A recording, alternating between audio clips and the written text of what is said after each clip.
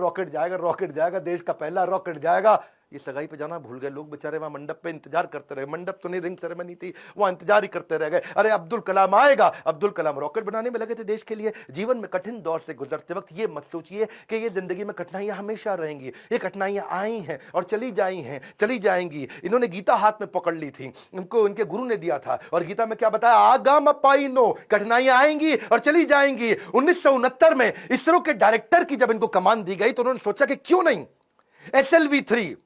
SLV3 क्या होता है? ये एक होता है सैटेलाइट लॉन्च व्हीकल, यानी कि कभी सैटेलाइट को भेजते हैं तो उसका एक लॉन्च व्हीकल चाहिए होता है।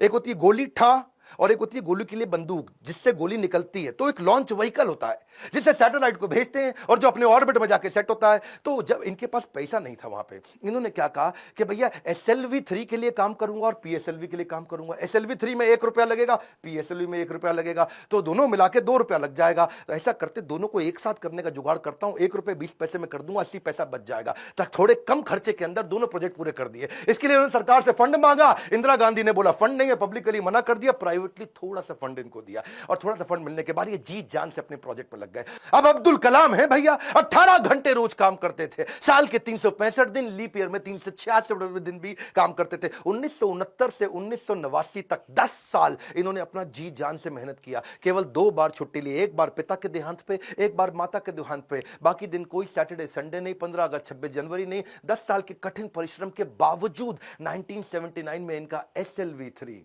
सैटेलाइट लॉन्च व्हीकल फेल हो गया। और जब फेल हुआ तो ये बहुत घबरा गए, क्योंकि उस समय ये इसके ऊपर पूरा देश देख रहा था इनको, पूरी दुनिया की मीडिया देख रही थी इनको, हताश हो चुके थे। और उस परिस्थिति में इनके जो प्रोफेसर सतीश धवन जो चेयरमैन थे उस समय, उन्होंने इनको बुलाया कि आओ अब्दुल कलाम, चलो मीडिया इंतजार कर रही है, वहां जाके बात करना होगा। कलाम घबराए हुए थे, अब सब कुछ मेरे ऊपर आ जाएगा, क्योंकि ये मिशन डायरेक्टर, प्रोजेक्ट डायरेक्टर थे। As a mission director, project director, इनके फेलियर पे पूरी दुनिया देख रही थी। और जब सतीश धवन ने इनको बुलाया तो ये और घबरा गए। अब मीडिया को क्या जवाब दूंगा? मीडिया ने कहा करोड़ों रुपया तुमने देश का लगा के बर्बाद कर दिया, तुम्हारे को क्या अधिकार था? और वहीं प्रोफेसर सतीश धवन ने माइक ले लिया और माइक लेकर के क्या बोला, ये टीम बहुत जबरदस्त है, पहली बार किया है, फेल हुए हैं, 1 साल के अंदर यही टीम दोबारा इसी SLV3 को लॉन्च करेगी। और दुगनी ऊर्जा भर दी टीम के अंदर। सारे फेलियर को, अब्दुल कलाम के फेलियर को उन्होंने अपने ऊपर ले लिया। ये देख करके अब्दुल कलाम हैरान हो गए। 1 साल दोबारा जी जान से मेहनत करी, इंटेलिजेंस आ चुकी थी, और इस बार SLV3 जब सफल हो गया तो उसके बाद फिर अब दोबारा प्रोफेसर धवन ने माइक इस दफा कलाम जी के हाथ में दे दिया। बोला अब तुम सफल हो गए हो, अब जवाब तुम दोगे। अब्दुल कलाम हैरान हो गए, बोले दिस इज कॉल्ड लीडरशिप।